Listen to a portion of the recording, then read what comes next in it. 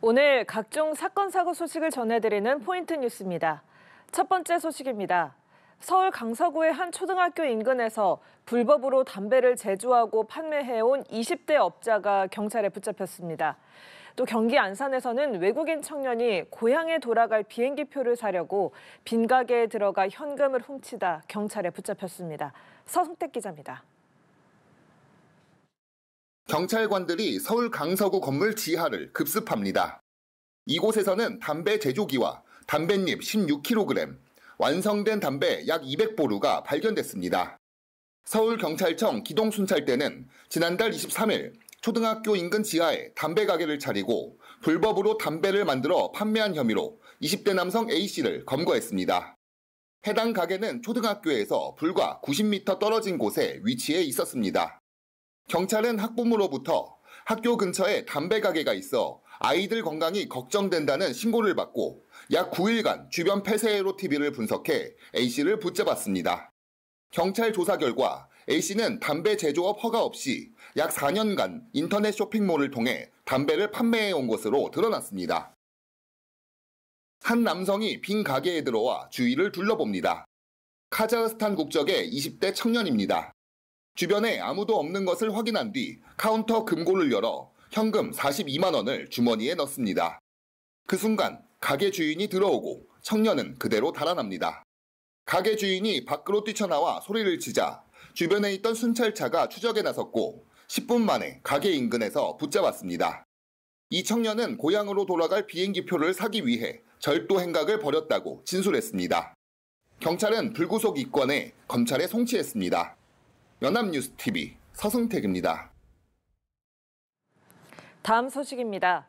한국과 베트남 사이에서 가상자산을 이용해 9천억 원대 불법 환치기를 벌인 국제조직이 대구 세관에 적발됐습니다. 이 조직은 제도적 허점을 노려 3년간 수만 차례 불법 송금을 반복했습니다. 정지은 기자입니다. 가상자산을 송금 수단으로 활용한 불법 환치기 조직이 세관에 적발됐습니다. 이들은 지난 3년간 무려 7만 8천여 차례 9,200억 원에 달하는 불법 송금을 대행했습니다.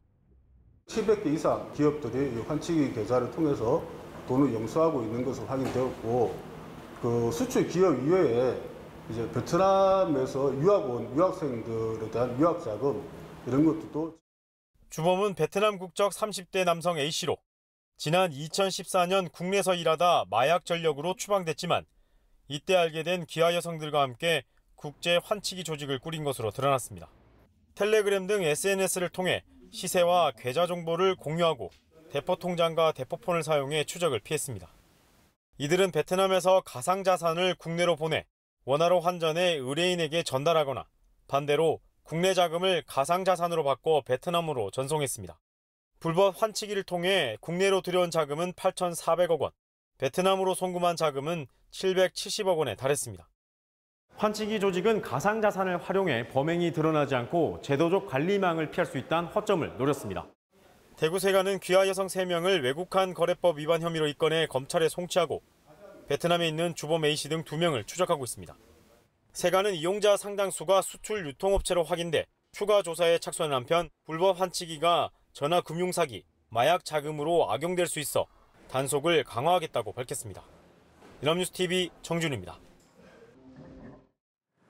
마지막 소식입니다. 추석을 앞두고 택배 회사나 공공기관을 사칭하는 문자 사기가 기승을 부리고 있습니다. 배송 주소를 확인하라거나 교통법규 위반 범칙금을 부과했다는 식인데요. 인터넷 주소를 눌렀다가 금전적 피해로 이어질 수 있어 주의가 필요합니다. 차승은 기자입니다. 유명 택배회사 이름으로 배송 주소가 잘못돼 확인이 필요하다는 문자를 받았다는 누리꾼 A씨. 마침 받을 택배도 있어 의심 없이 문자 하단에 적힌 인터넷 주소를 눌렀습니다. 택배기사와의 대화방에 초대돼 대화를 주고받았지만 중간에 사기임을 알아채 다행히 금전적 피해는 없었습니다. 명절이 다가오면서 이런 사칭 문자 사기가 기승을 부리고 있습니다. 이제 CJ 대한통운 익숙한 거에서 이제 일단 믿고 누르지 않을까 싶은데 핸드폰 번호도 뜨고 자녀분들이 보내는 줄 알고 누를 것 같아요. 택배뿐 아니라 경찰 등 공공기관으로 위장해 범칙금이나 과태료가 부과됐다며 유인하는 사기도 잇따르고 있습니다. 사기 문자에는 보통 이렇게 인터넷 주소가 첨부돼 있습니다. 무심코 이 주소를 눌렀다가는 원격 조종이 가능한 악성 앱이 설치되는데요. 개인정보 유출이나 재산상의 피해가 발생할 수 있습니다.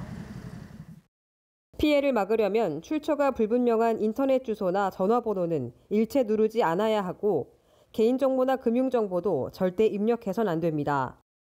의심스러운 문자가 오면 경찰청 누리집에서 제공하는 사기 의심 전화와 계좌번호 조회 서비스를 통해 진위 여부를 확인해 보는 것도 좋습니다. 또 휴대전화에 저장된 신분증 사진은 삭제하고 백신 프로그램을 설치하는 등 평소 보안 수칙을 생활화할 필요가 있습니다. 연합뉴스TV 차승은입니다.